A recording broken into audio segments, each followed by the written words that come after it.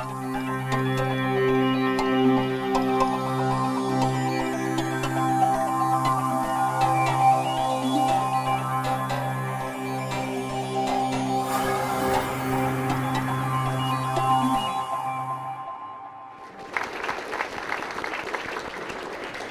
evening. It is an honor to have you honor us tonight by attending our first major event in the Walker School of Business new home, East Academic Building. We are indeed honored to have you here with us. More importantly, let me say that our MS in Forensic Accounting program is beginning to really develop a reputation as the predominant program in this particular aspect of accounting in this region. It is a program that is focused on preparing working adults who are working daily, but yet have the strength and the capacity to be able to pursue an education on a part-time basis. And we've designed a program that we think will effectively enable them to be able to do those things and to do it well. And so for those of you that do not know about our program, we hope that this is an opportunity where we'll give you all a chance to get to know us even more so. One of the very interesting distinctives about Webster University is that it's an institution that's been around since 1915, founded by Loretta nuns with the main purpose of trying to prepare women for higher education way back in the day. And then we took that mission as we moved on in the years and expanded it to not just include women, but we made this institution a co-educational institution. And then a few years later, we decided to take our mission even to the next level, and that is to encourage students to come to Webster, not just St. Louis. And so as you saw in the video presentation, our entry into the market where we established campuses in Geneva, where we celebrated 35 years in Geneva about 2 years ago, and then Vienna, and then Leiden, and then London, and then Thailand, and then China. We have become a global university in which we're taking our mission to those that want that very important thing, which is knowledge. So tonight, we welcome to Webster University and to the Walker School of Business one of the most distinguished, one of the most highly reputable gentlemen in the area of forensic accounting. It is my honor to introduce to you Dr. Haluk, who is an anti-fraud specialist, something he's been doing since 1967. He has served as Senior Internal Auditor with the United Nations, the World Health Organization, Internal Insight Service Department in Geneva since 1980. Dr. GURSEL is a diplomat of the United Nations, and in his role as diplomat, this has taken him to a number of UN member countries to conduct investigations and evaluations and audit tasks. And some of the countries that he's visited are countries that normally you and I couldn't get in. And if we did get in, we couldn't get out. And if you think about it, you think of such places as Cuba, North Korea, where the outcome of his report was the opening of the World Health Organization's country office, first time in this particular countries. Dr. GURSEL has published 6 books on financial and accounting issues, nearly 100 articles and contributions on numerous publications. In addition, and perhaps this is the area where we're very excited. Can you all hear me that back there now? Okay, just a minute. Well, it's on. Now it's working. Okay. I apologize for that. Pat Macedonsky, Associate Dean, was doing stuff, and I said, okay, just use a mic, Benjamin. Thanks, Pat.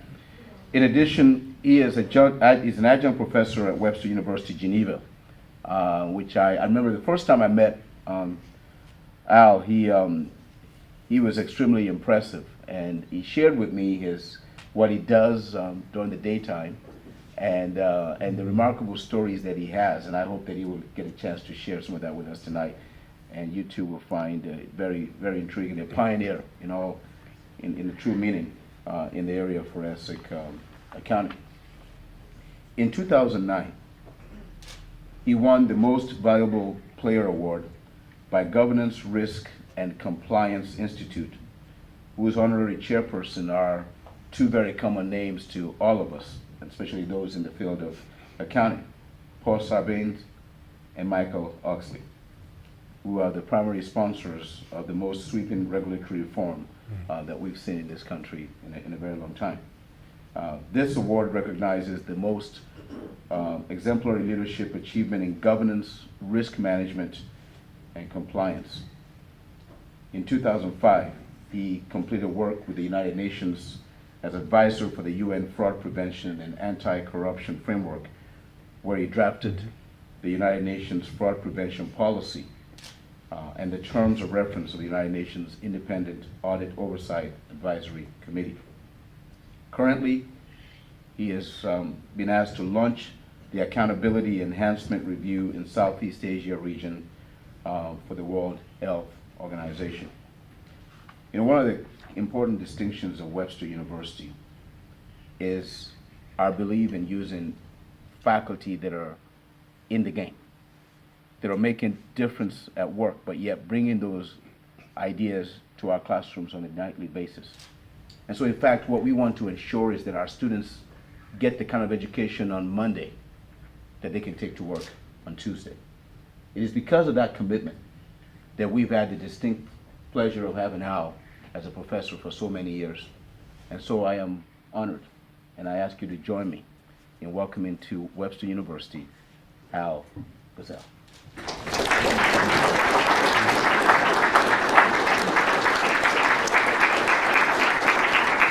Thank you, really, thank you. I will believe it. Go get him. I will believe it. So the risk is that I will believe it, what he said. How do we open that one? Having seen the others. Is it? Right. Okay, you learn everything about me. You hear me first thing. I guess you hear. I got some call this morning here, so I don't know whether I can speak without mic. My name is Haluk GURSEL, as he says, then call me Hal.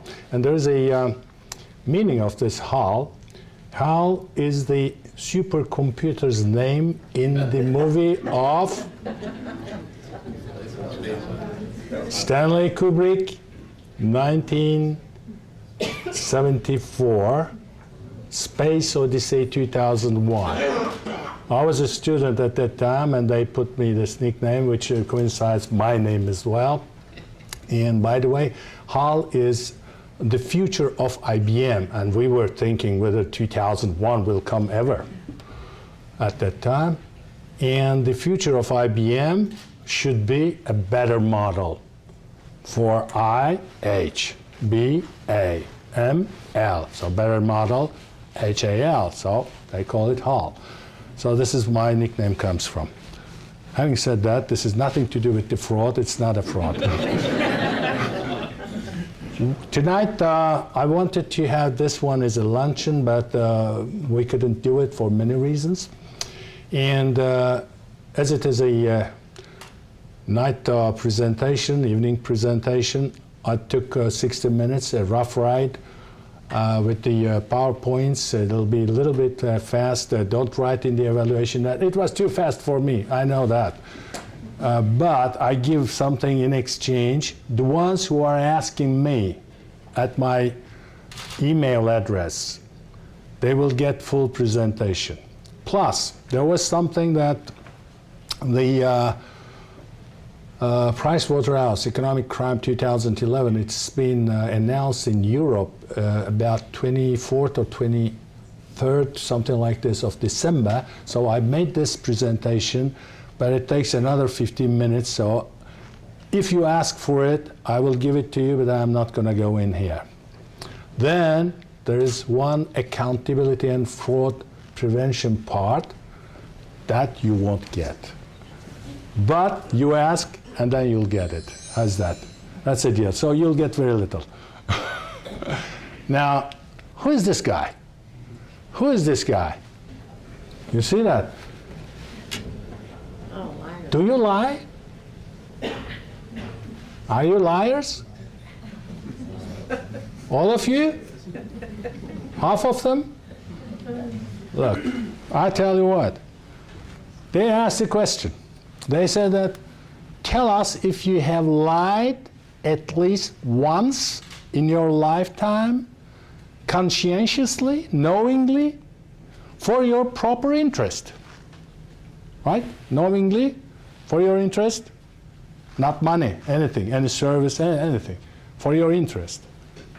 And then we scaled them down out of 100. What do you think the result was? What is the percentage of liars? 100%. 90. 100. 100. 100. We are all liars. And when I said this in class, and one guy said, Professor, yeah, this study must be wrong. I never lied in my life. I said, my son, the study is correct and you're doing it right now. Boy. So, are we all fraudsters? Maybe, potentially. What is the difference between a liar and fraudster? Easy. The difference is level of tolerance. If someone exceeds in lies, whatever the color is, white, pink, green, I don't know, husbands, wives, you know, the color changes there, then if you are lying, deception, more than the society can tolerate, then you are a criminal. This is the level. What you have to have, it should be regulated in advance. You cannot commit a crime by just your boss is saying that it is a crime. Roman law, good old Roman law in the 4th century, was saying that nobody can be punished for any act which was not recognized as crime at the time it was committed. So you cannot say afterwards that what you do is a crime and you are a fraudster. No. Today we do have in government's laws, you know, the state laws, and also in corporate bylaws. The limits, the tolerance limits are expressed there. A good example, I don't know how it is in America, but private phones. We give them a phone, cell phone, and then we say that if you have private calls, let us know. And somebody said, this is given to me and I can make any call. What do you mean that private call? This is given to me. And where it says that private calls are criminal. Because if you don't give us the money, you are stealing the money at the end, right? It becomes fraud. So we had to, in the UN, we had to write in the telecommunication manual that if you don't pay your private phone calls, it's fraud.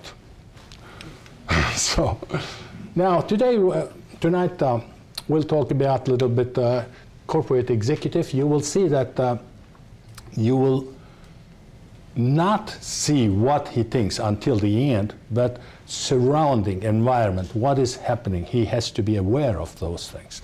Sometimes they are victims, sometimes they are the ones.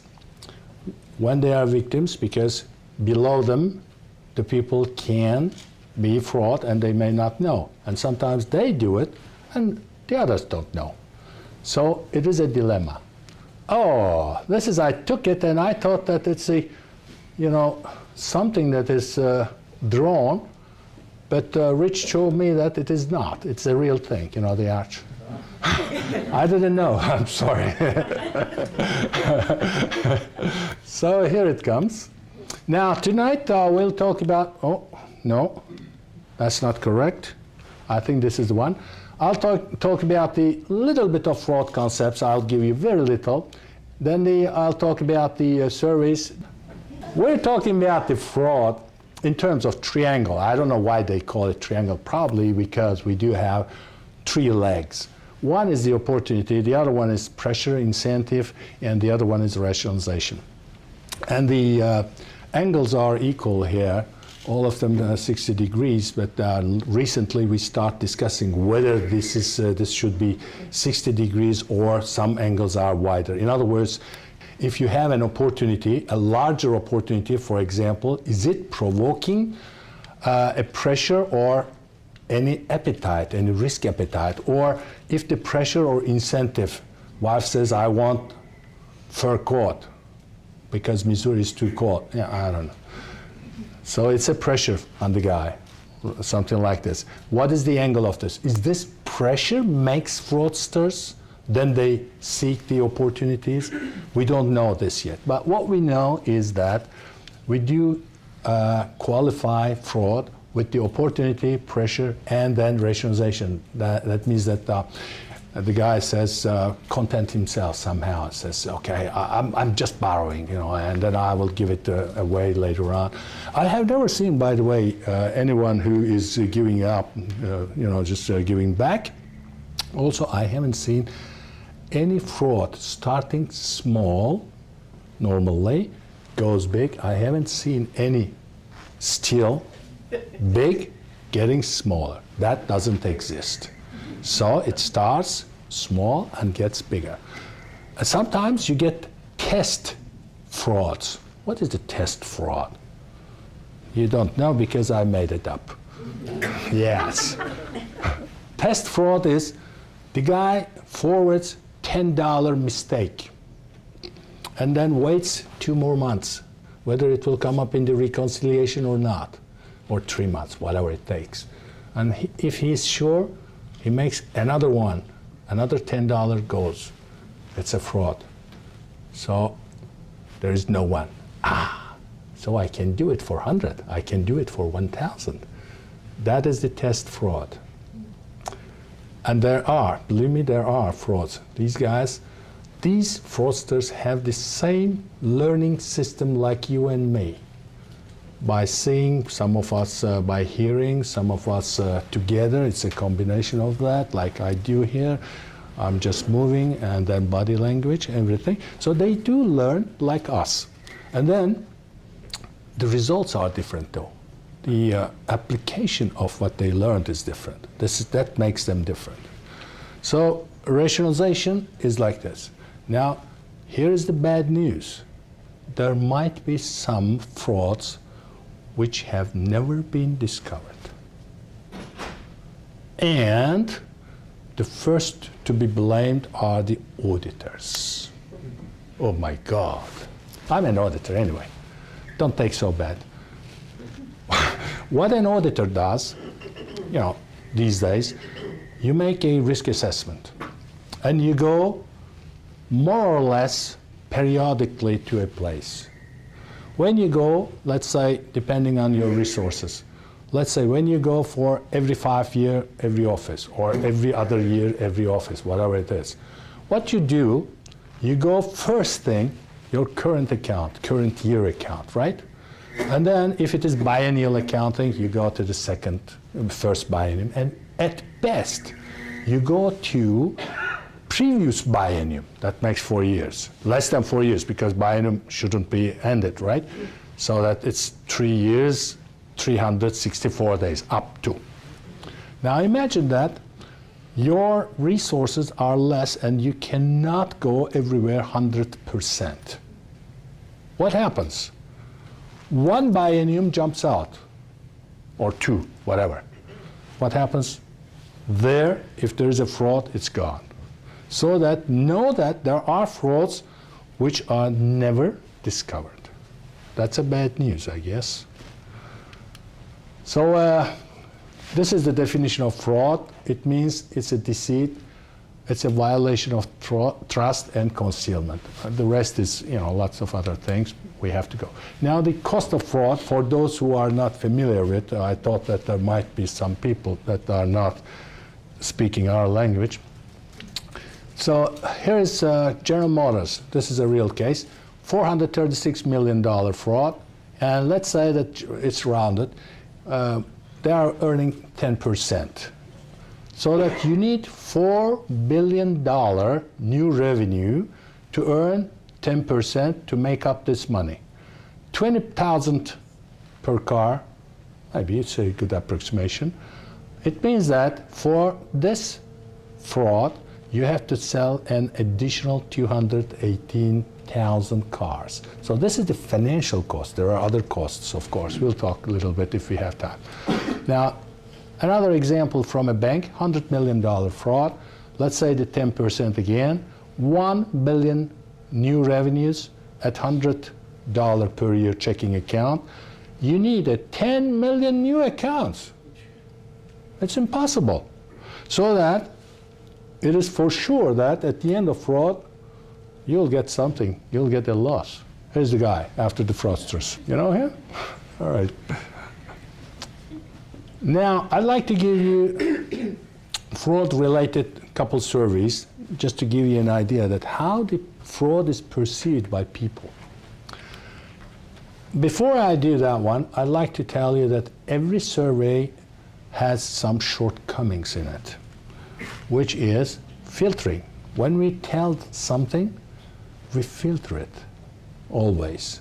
We don't tell what is the reality. Even we won't. We would like to say, we couldn't. There are always differences. Was he wearing pink? Yeah, I would say more red. So you don't want to involve. You would like to help as long as it is not at your expense, right? So always being right. Being wrong is unacceptable for everyone. So that you would like to say something that why the others are wrong. I'll tell you one thing after this next one. Polarized thinking. We tend to say that either this or that. The people who are talking in the middle, they are so much talking in the middle that there is no understanding. They don't want to make any distinction. So they say this one is this one. In the surveys, especially, these are very dominant cases, distortions. And the blaming. When I come, are you thinking that Madoff was guilty? Look at the question. Yes. The answer. That's good. And then, as yet, some others are saying that this guy maybe, yeah, was guilty, but he didn't get any money. The ones who had got the money from him, knowingly, it is over and about the market rate, are guilty. That's the new view. Why not? And then tipping bias. This tipping bias means that you are talking to the guy, you are asking something that whether he has heard, whether he has seen, but you're not examining, like a judge, actual papers, so that the survey always has something to be desired in that. And Long said that, I will come to that one, Long said that the auditors, even some investigators, are telling you what they would like to tell you, especially the auditors. Auditors are looking for evidences or examples to prove them they are doing their job. In other words, they are not going beyond. They say that, look, this check was not written to the company, but to the person. Because that company, such a small company that didn't have any bank account maybe. So, long time, also the investigators, you would like to blame someone. You don't like the face of the guy. So just you would like to say that this guy is guilty. I'm sure that he is guilty. So that's why in the investigation theory, those who have seen investigation courses, they know that we have H0 hypothesis and H1 hypothesis. H0 is that Mr. Sidney is guilty, and H1 hypothesis, Mr. Sidney is not guilty. And you have to prove both of them. You have to say why someone else couldn't be other than this. Not only that this guy, even you have his statement saying that, yes, I did it. it is not valuable. We have to say that why, maybe he's protecting someone, his son. That happened to me. The guy was trying to cover up his son. So he says, I did it. I say, no. I have to be able to say that no one else could have done. We call this, this is a long story, but just short. We look for signatures. Signature means that only guilty person can know. We're looking at the things. For example, in one place, I got the paper that he signed, and I got the profile of the paper. I just made it 1,500 times larger. So I said, where did you get this paper? Oh, this is around the corner. So I get this guy, I got one ream of paper, I got the profile, and I said, this profile doesn't fit that one. So you didn't get this paper from there, that kind of things. So this is the signature. He knows where he gets. So he has to tell me. No, he said, okay, I took from here, Economa. So I got the Economa, and the cut blades, when they cut, over time in the factories, it's getting a little bit profiled because of they are cutting wood at the end.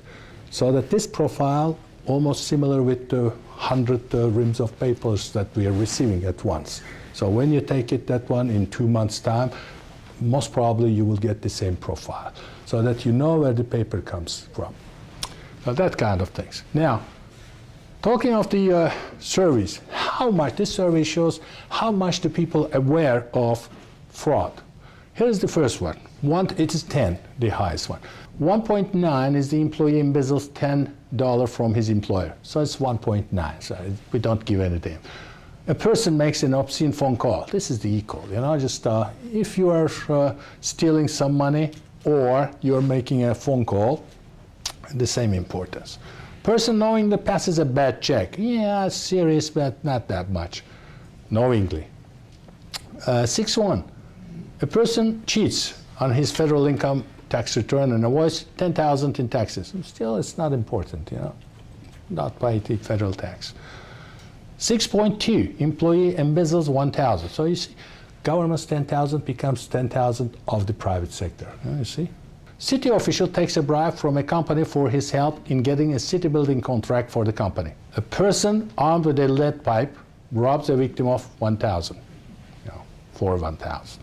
So this is serious, because if you hit someone to take $1,000 and taking bribe, it's the same. Public official takes $1,000 of public money for his own use. That's the same. So still they do not appreciate. Now we go over 10. Police officer takes a bribe not to interfere with an illegal gambling operation. That becomes more serious than $1,000 bribe. 13.5. Doctor cheats on claims he makes to federal health insurance plan to lose $10,000. So it's serious. Legislator takes a bribe from a company. There's no name, you see. Vote for law favoring the company. That's 13.9. People are saying that this is a big deal. Now, we go higher now. A country judge takes a bribe to give a light sentence in a criminal case. Person kills a victim recklessly driving a car. So it's very little difference. 43 now. What is important for the people? Forget about the fraud. A person plants a bomb in a public building. 72 plants a bomb in a public building, and this time 20 people are killed. So still, you see that the fraud is not seen as important issue yet, all over. Now, I like to talk about the Transparency International, the newest one. Of course, you know the name. Of course, you know the scheme. But let's see how it was this year, which came about November, end of November. New Zealand was the best country. This is 10. And then 9.5, Denmark, Finland, Sweden, Singapore. These are the top ones. It's a perception index, meaning that what do you think of? It is a complex formula. They are asking the people, and then they are multiplying, dividing with the volume of transactions with the country and each country and how they feel. But this is a feeling, and of course some of them are experiencing bribe and all that. That's why it comes like this. Here is one. It's 7.1. I think number 24. It's not that bad because there are worse ones. Turkmenistan, Uzbekistan, Afghanistan, Myanmar, North Korea, Somalia. Here's the successful guy. All right, Madoff, where did you get the idea of paying early investors with money from the late investors? And the answer is, right. So you know this report. It is again this cognitive differences that we are saying 5% average. It was 7, it was 6, it was 5. Some of them are saying 3, and it depends on the country, it depends on the environment. But this is a figure that we are accepting for the time being, as we don't know more about that one. And this is close to Pricewaterhouse result as well. Applied to U.S. gross domestic product, it's $730 billion a year, approximately estimated. I give all the qualifications around it. $730 billion only in America lost in a year. If it is world product, it's $2.9 trillion. So this is to show you how important the fraud is. And median loss is 160,000. 1 quarter, 25%, more than 1 million. And a fraud takes 18 months to mature, to be discovered on the average. This is the reason that we would like to give more weight to prevention. Otherwise, it will be costly. 18 months, it will go all over. Here is the profile of fraudster in ACFE report to the nation. Age, 31 and 45. Pricewaterhouse gets this as 30 to 41. So it's about that. Generally speaking, is more, and also these guys are educated with a good place in the company. And then age of perpetrator, the amount is growing because they are learning more, they are taking more control of the assets. That's the reason. And also in the same organization, if they stay more, they are learning more, so they have more control. So the accounting department is the most to blame because it is happening there more. And the other departments, operations, sales, executive upper management, customer service, and purchase. So more of the guys, only 7% is less, so it's 90%, more than 90%, they have clean records. We do have theories for that, in our classes, that if there is no punishment, enough punishment, that increases because the learning is the same. You're learning from others. And you see that the media now, the world is so small, and then your environment, your family, if you see that there are frauds happening around you and not punished, then you learn about that. This is one of the reasons that we get new guys every time just committing fraud, because it is a risk calculation in fraudster's mind. Like you and me, we are just weighing the things. What is the possibility to get caught? And what is the possibility to get punished? And what would be this one? This is risk assessment.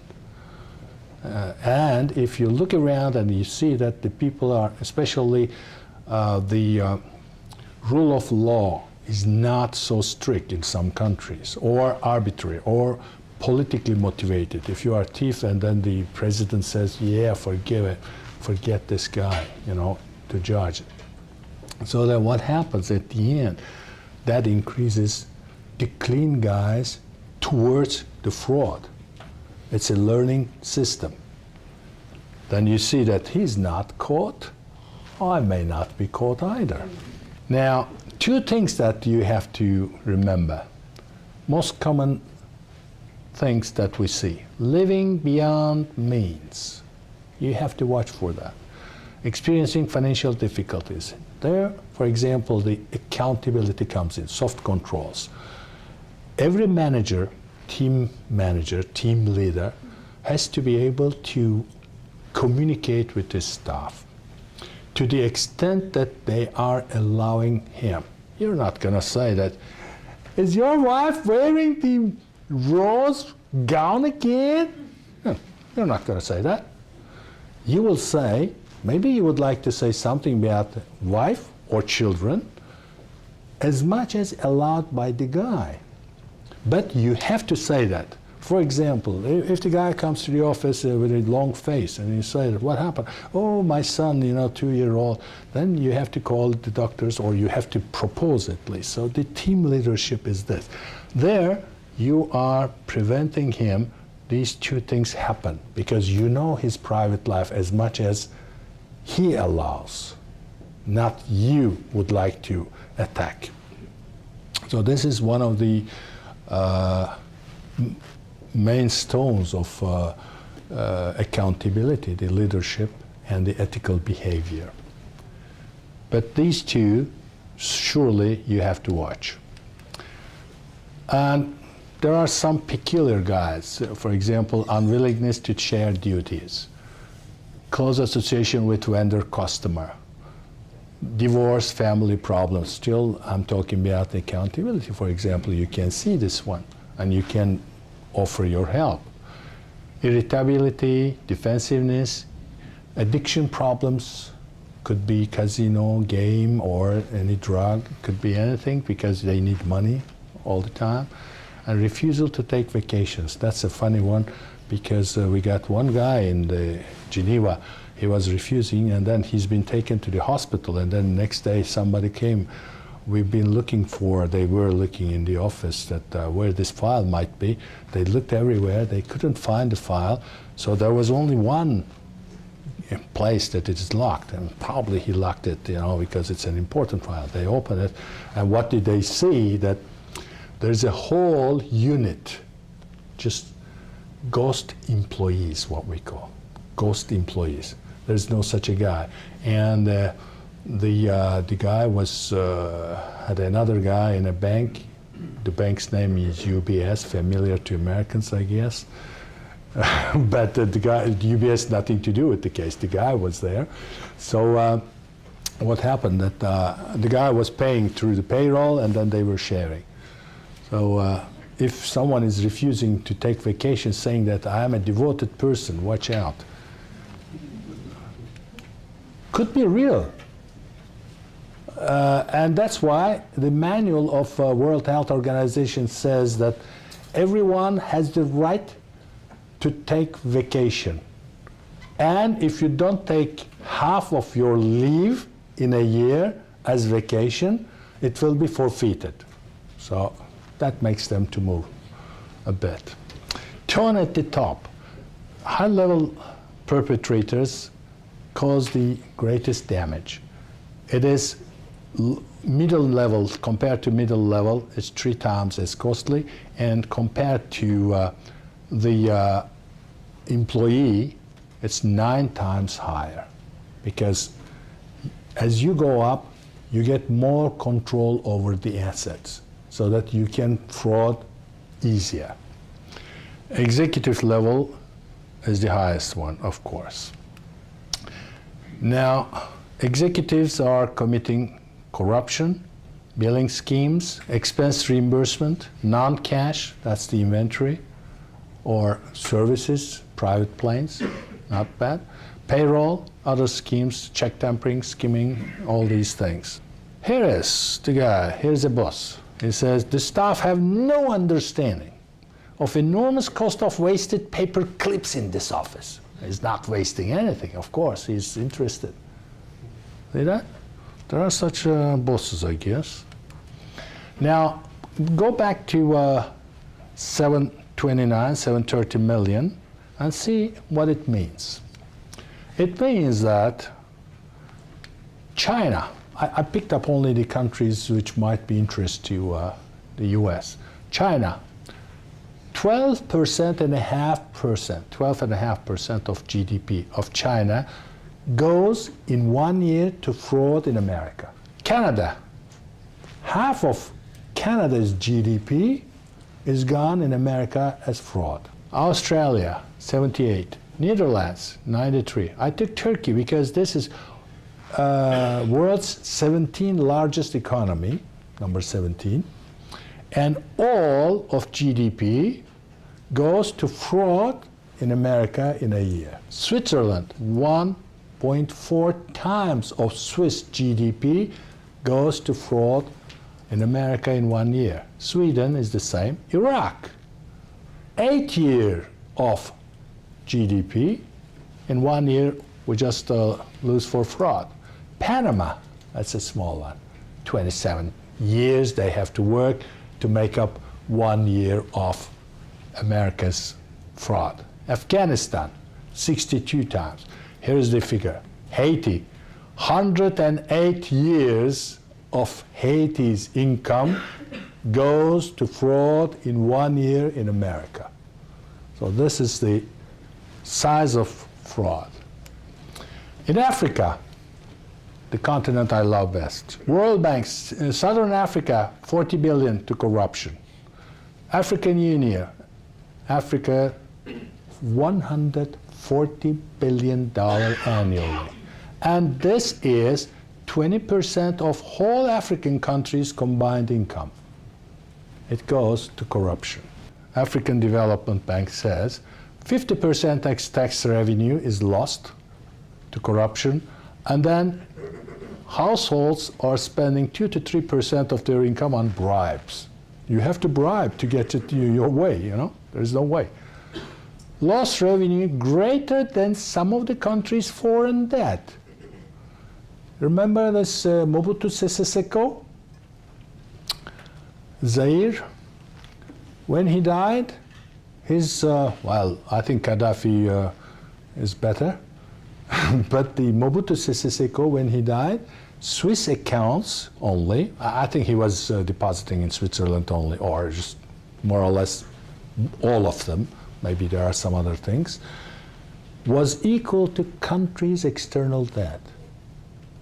He was a 30-year lawyer when he took the power. And then until he died, you know. So it is larger than foreign debt of the country. That's why they are claiming, you know, aftermath.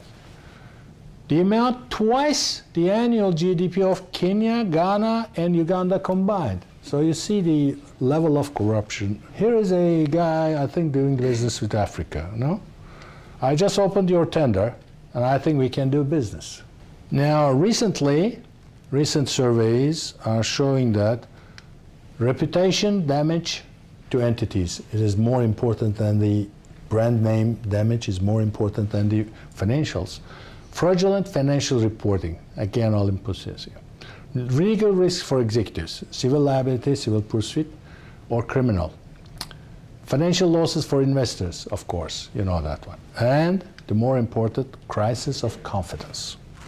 Here are some examples I put, you know them all: misstating financial statements, executive loans, insider trading, IPO favoritism, they give him first, CEO retirement perks, you know all these guys, consulting contracts, use of corporate planes, executive apartments with meals, maids, etc. Here, 15,000 umbrella stand the guy has put.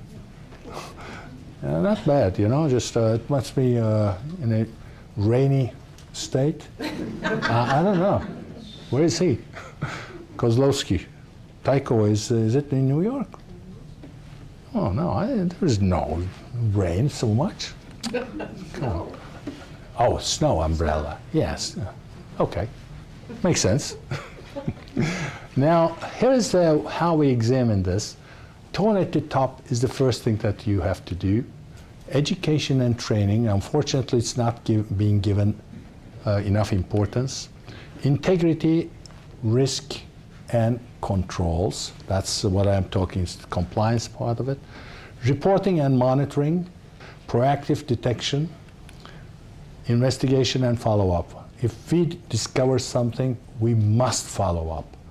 and we have to punish or whatever necessary. We have to liquidate the case, otherwise you will lose the discipline in the organization. I will talk about the post-Enron CEO. It's lonely at the top, and there was charismatic superstar CEO.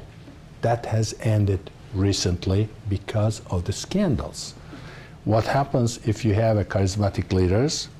That is what is happening. Reject limits to their scope and authority, which means they circumvent by laws and the laws even.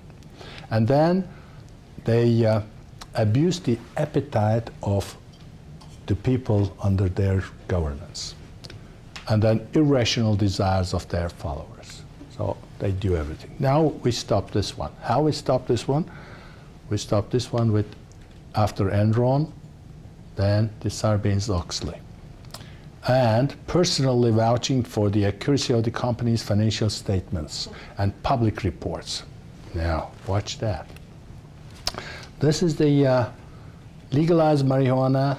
They said 310 votes no. Securities litigation, 387 yes. Authorized force against Iraq, 373. You see the proportions, there are still people. Sarbanes-Oxley, 522 against no, 3. We've done it because we were in panic.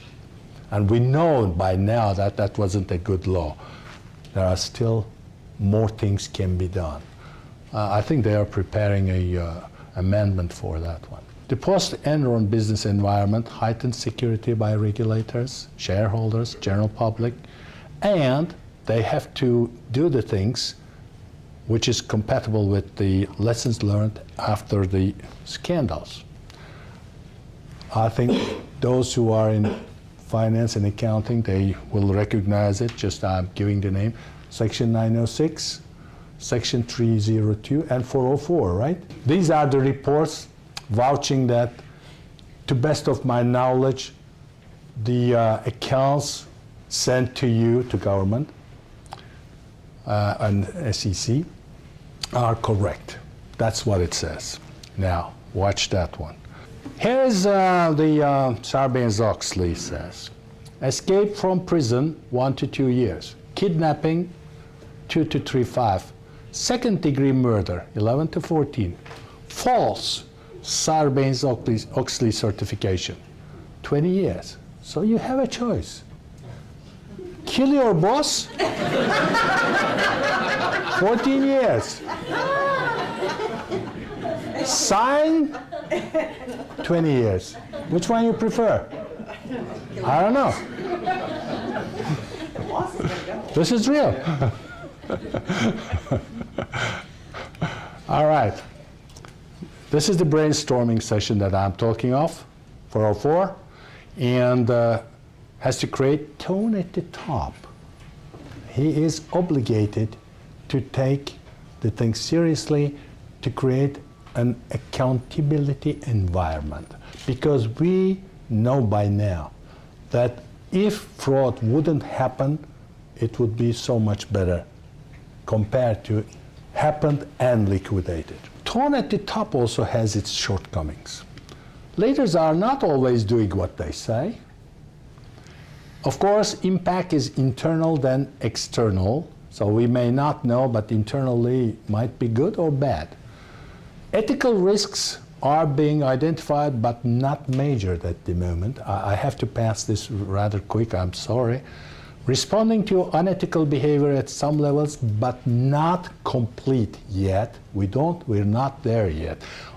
Probably if we catch somebody for the investigation, we do investigation more thorough than any other ethical question. If you have an ethical question, that is not taken that serious. It is taken seriously, of course, to a certain extent.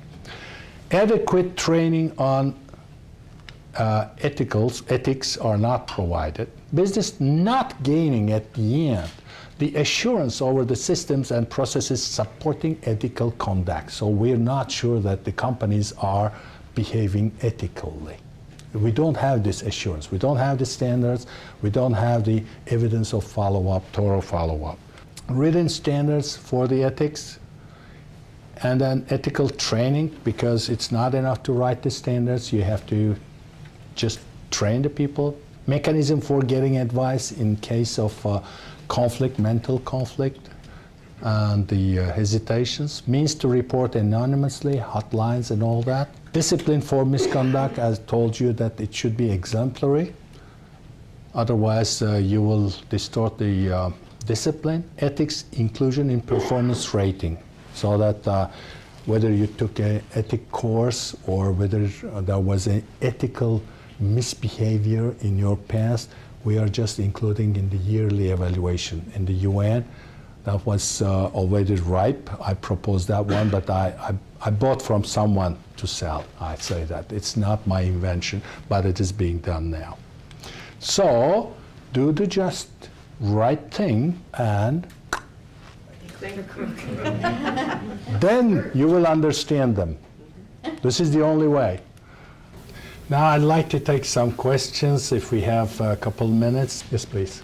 I'm interested in if there are any studies of the impact of fraud on the large multinational not-for-profits. Non-profits. Non-profits. Walker Report. Walker Report? Yes, it's on the UN. UN is a non-profit organization. But you're talking about more private sector, I guess. I don't remember anything at the moment. But there are non-profit, the effects, I think I read recently somewhere, I didn't see the study yet, but the effect of fraud on non-profits. It's not something that they measure it, but they describe it. Yes, sir. Just wondering, what was the biggest case you've been involved in? Me? A lot. Is it financial importance or political?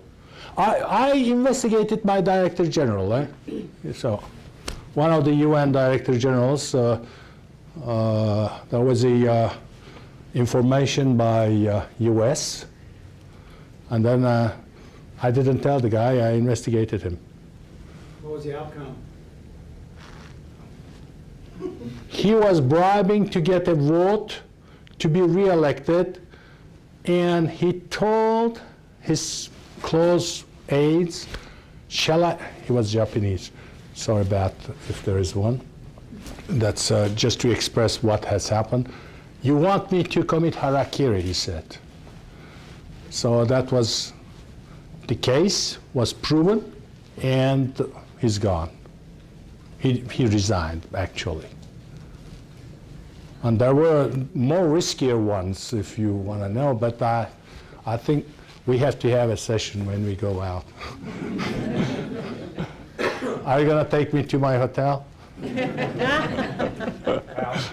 Yes. I don't know why I think... If you've seen any worldwide initiative to prevent identity theft, you know, Frank Abagnale was in town a month ago, and he wasn't a big fan of Facebook. He says it's incredibly easy to get social security numbers, mother's maiden name. It's off the charts right now. If there's going to be any sort of other identification method or ways to prevent fraud, because it's out of control. The bad news is that we are easing the fraud. In fact, the Pricewaterhouse study that will come next week puts the cybercrime as first threat this year. So this is one of the headings. There are two sections. First section is cybercrime, and then more and more people are scaring from that. And there is no regulation yet around. So that we are all vulnerable, including myself when I was in, where was I, Senegal? And the last day I wanted to pay my hotel bill to go to the airport. They said, your card is not valid. Well, I said, how come? Last night I paid the director, you know, just to reciprocate his initial invitation to me, and it passed. No, sir. Then they called in. They said that $14,000 purchase of, what is this, luggage, famous luggage that you should know.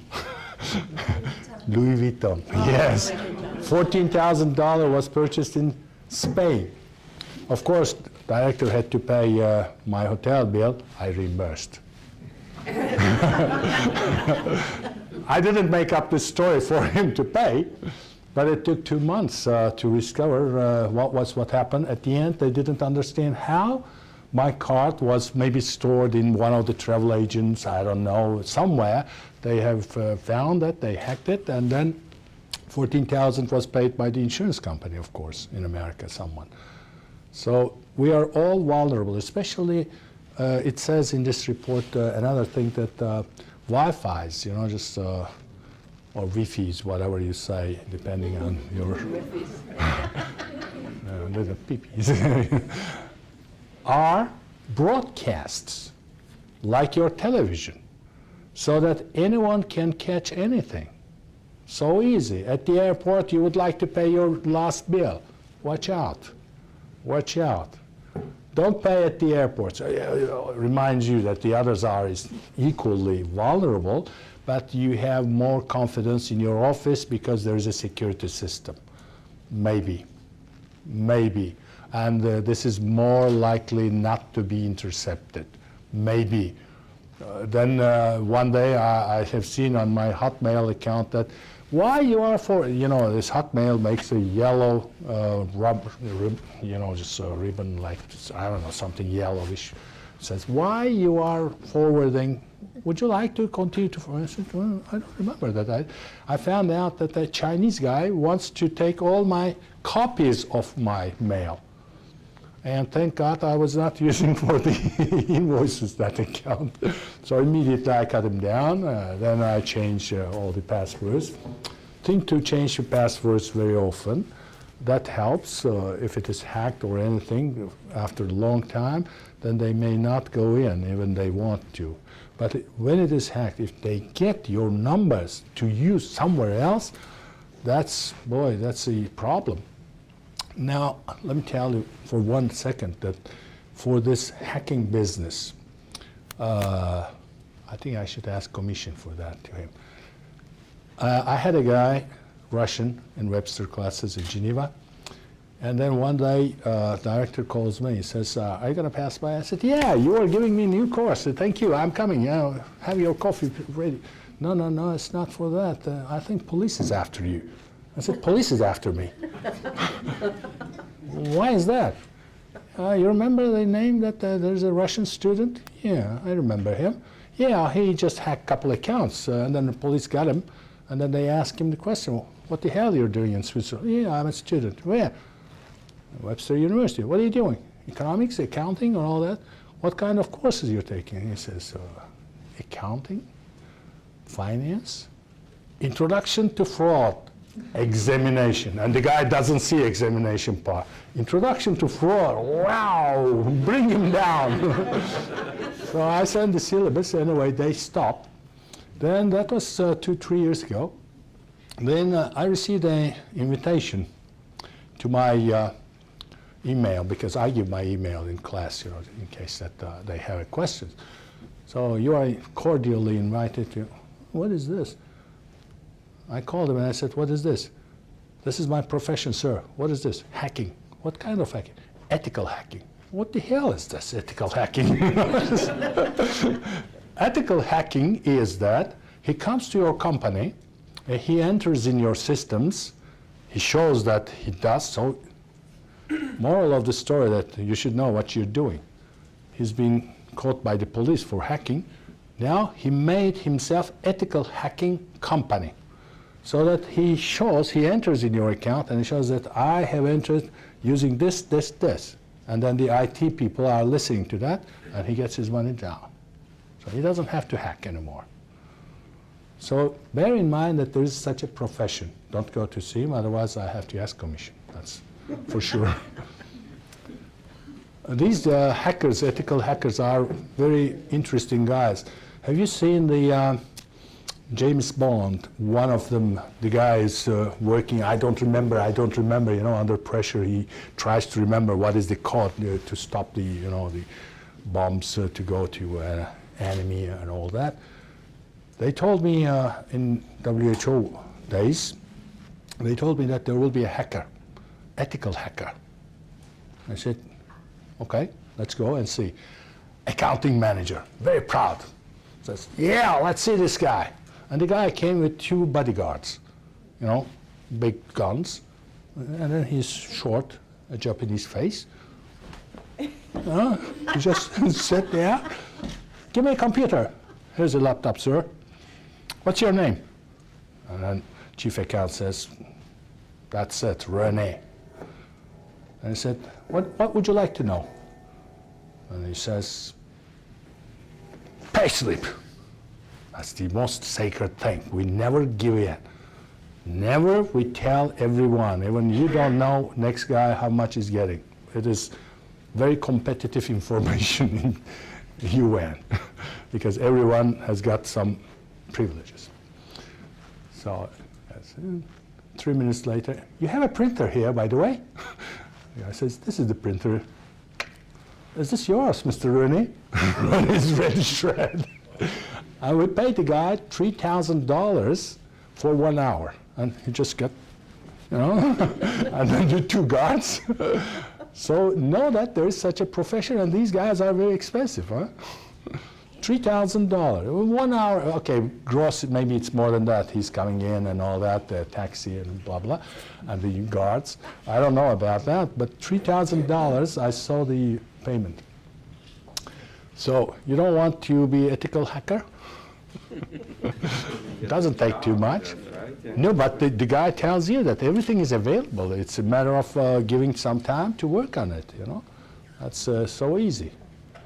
Right. Yes. No. Everybody, one more question. Yeah. One more question. After this or with that? After The this. most unusual way you've ever heard of fraud being detected? Unusual way or usual way? No, the most unusual way. Most unusual way, always I would say tip. Tip is the most unusual way. When you receive a tip, think about it first. What about the sexes of the guy who's bringing the tip and the other? Is it male, female, female, male? Is there any relationship? But tips are the best way also, you know, because you cannot fraud on your own. You cannot sit down one day and with coffee, I'm going to fraud it. No, you can't do that.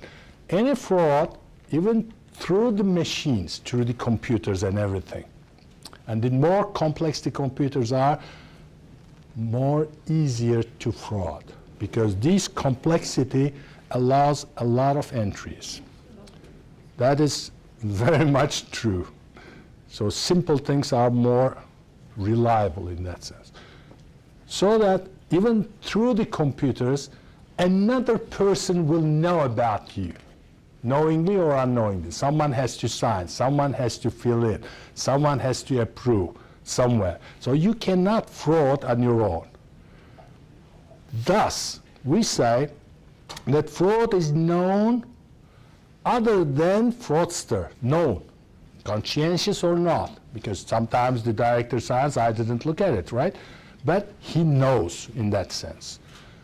That is why we are promoting just to get as early as possible through the tips.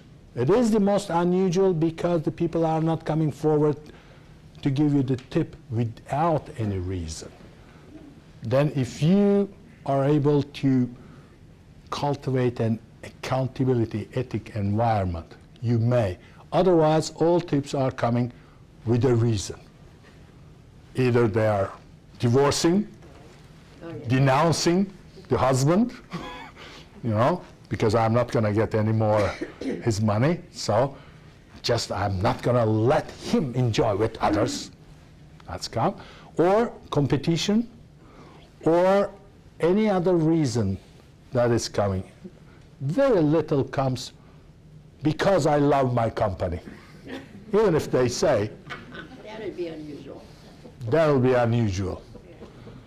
So, suspicion. A token of appreciation from the Walker School, I'd like Oh my to give you God. this. Oh my Coming here God. to St. Louis. This is an official bribe, you know? I shouldn't make it so public either. should I? I had a boss. I had a big director, and I wanted to offer him coffee. And he said, you want to try, you are trying to bribe me? I tell you something, man. My price is higher than that. So I take your coffee. That's what I was wondering. Anyway, You know the Abraham Lincoln, that one day a lady came in, got the appointment and entered in, and then the guards are waiting outside, and suddenly after a few minutes, the door opens, just like, he's angry, President. And then she goes, thank you, President, and goes. And they, of course, they cannot ask the question. But 2-3 days later, they say, President, what was wrong? And this is written. He says, everyone has a price. He says that.